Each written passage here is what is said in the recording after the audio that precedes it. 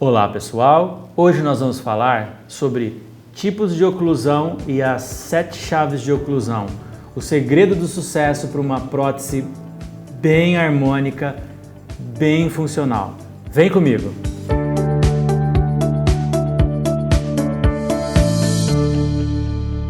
Então vamos começar? Tipo de oclusão. Foi feita uma classificação de uma oclusão correta e duas oclusões ditas anormais.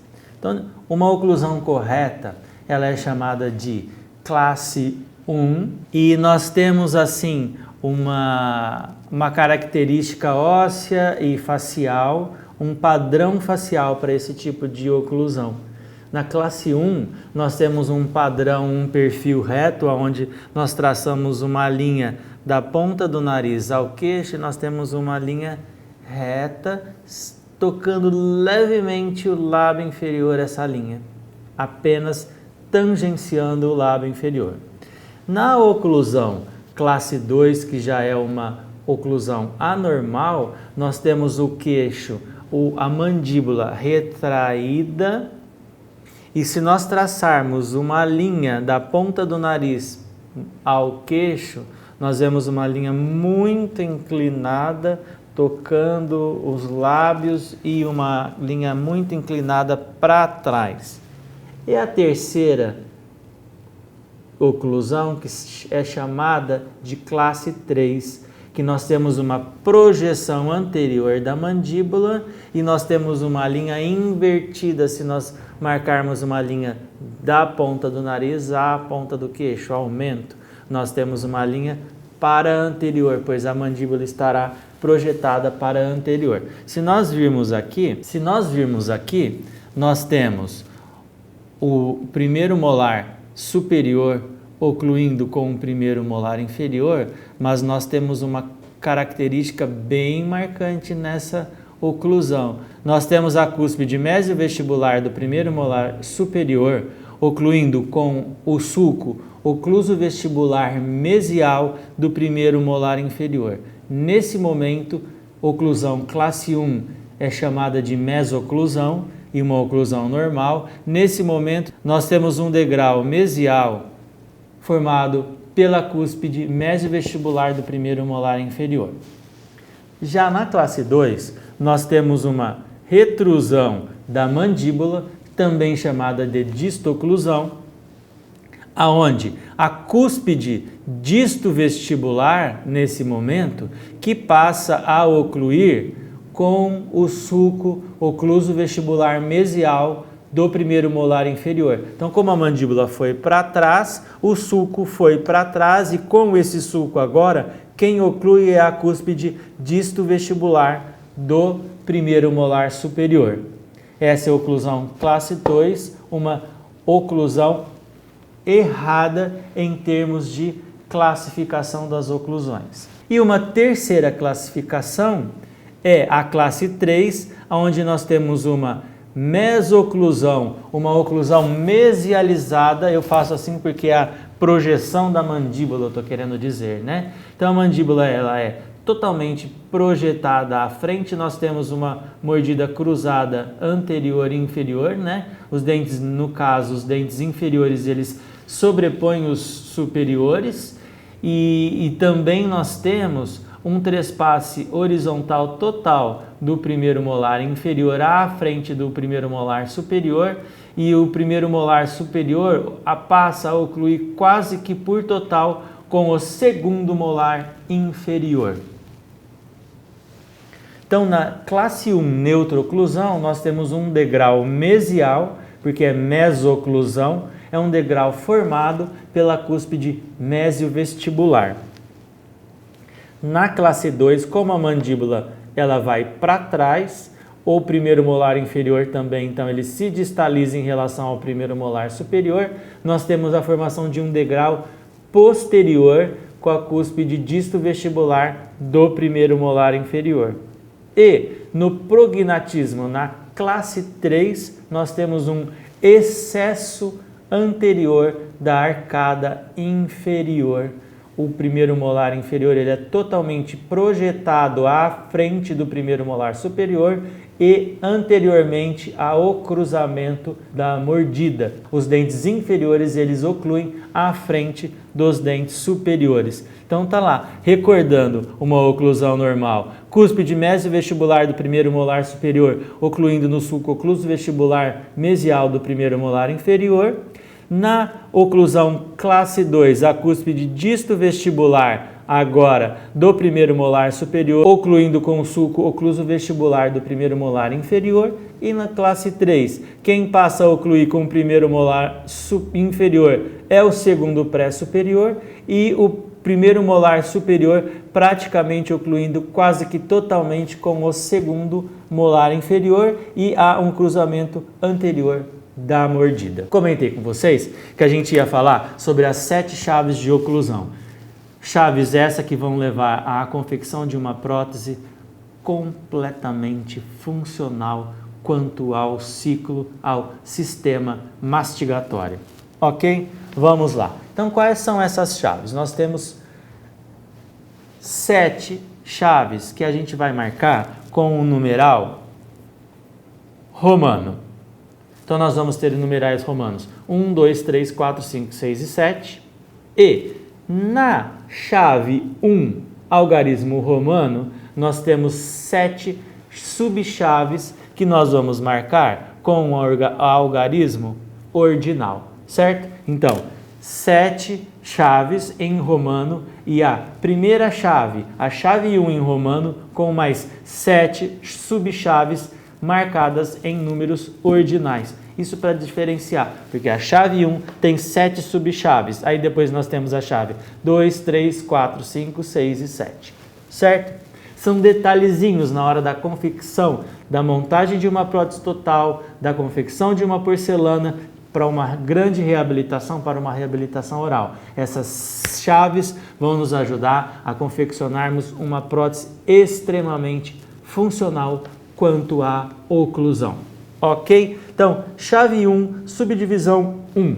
O que é a chave de oclusão? É a relação molar. A relação molar de uma mordida normal.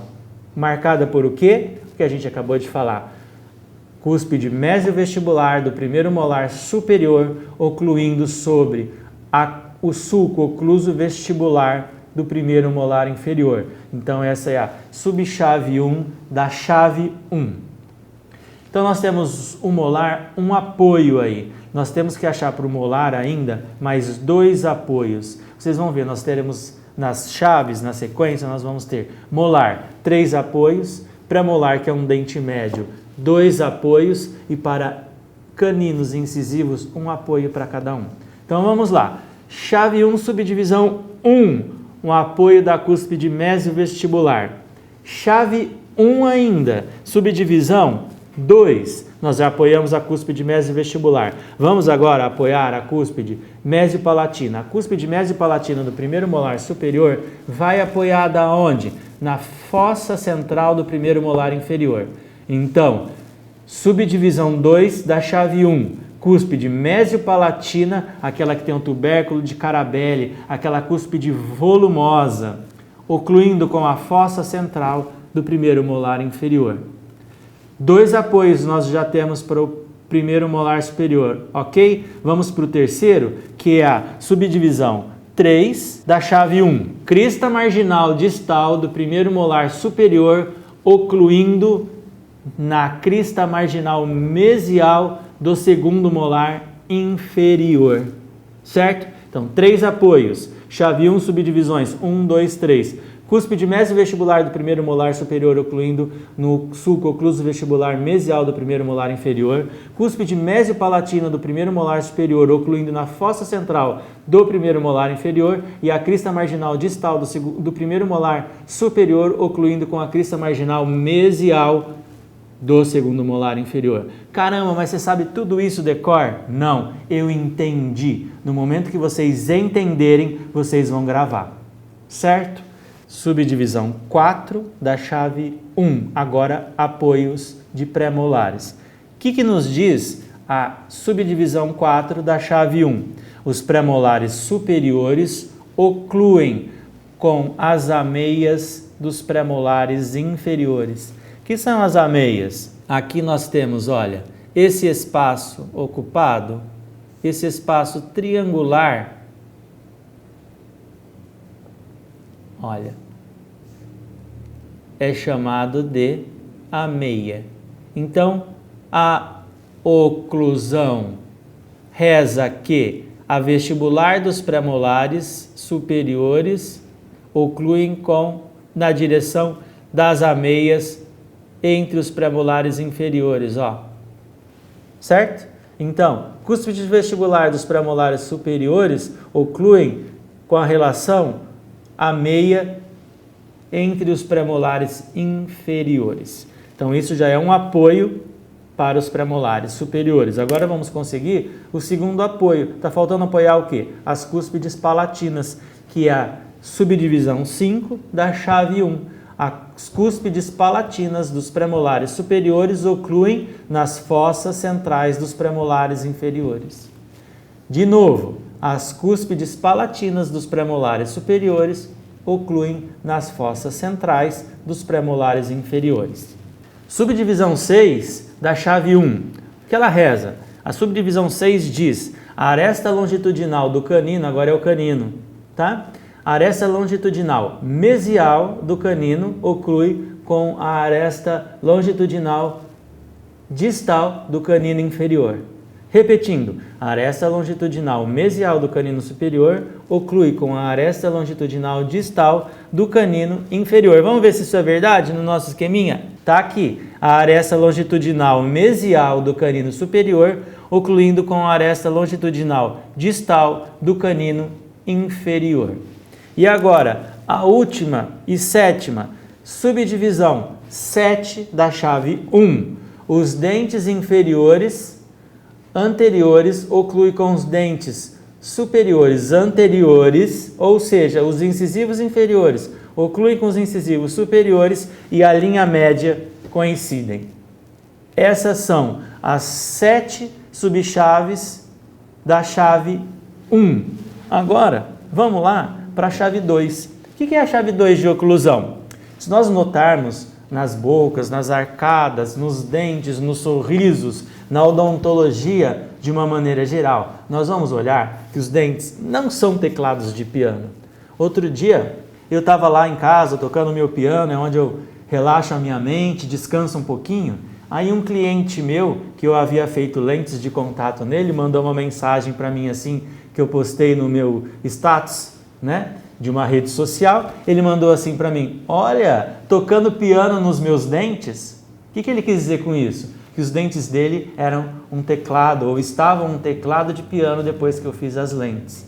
Tá, eu fiz. Para ele é um teclado, mas para nós, profissionais da odontologia, não é um teclado. Por quê? Os dentes, eles têm desalinhamentos naturais para que tudo fique numa proporção, numa visão natural próxima do belo, ok? Então, a chave 2 nos diz que as coroas, elas têm uma leve inclinação mesial em relação à linha média e em relação às raízes dentais. Então, os dentes, eles não vêm assim, ó, ortorradiais, retinhos. Não, as coroas, elas têm uma leve inclinação mesial em relação às raízes, ok? Isso é a chave 2 de oclusão. A chave 3 nos mostra que uma inclinação lábio-lingual dos dentes. Então, os dentes superiores, eles são levemente vestibularizados. E os dentes inferiores, os incisivos, eles são levemente inclinados para lingual e de canino, que tem uma inclinação um pouquinho mais reta, e já premolares e molares, eles têm uma leve inclinação para vestibular. A chave 4 diz que os dentes não podem ter rotação. Os dentes não podem ter giro-inversão, eles não podem estar rotacionados em volta do próprio eixo. Então, dentes alinhados, corredores protéticos mantidos, certo? Quinta chave é o contato interproximal, que era o ponto de contato, certo? Que mantém o equilíbrio no sentido mesiodistal dos dentes. Um sexto ponto, a sexta chave, a chave 6. Eu nem escrevi aqui, só para a gente lembrar. Vocês se lembram qual o nome dessa curva? A chave 6 de oclusão é respeitar a curva de... Vamos lá? Curva de Spee. Correto?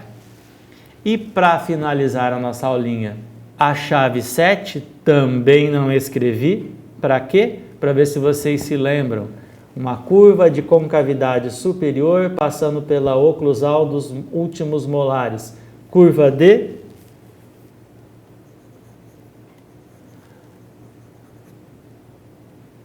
Wilson.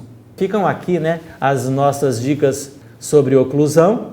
Espero que vocês tenham entendido, gostado e até a próxima. Vem comigo!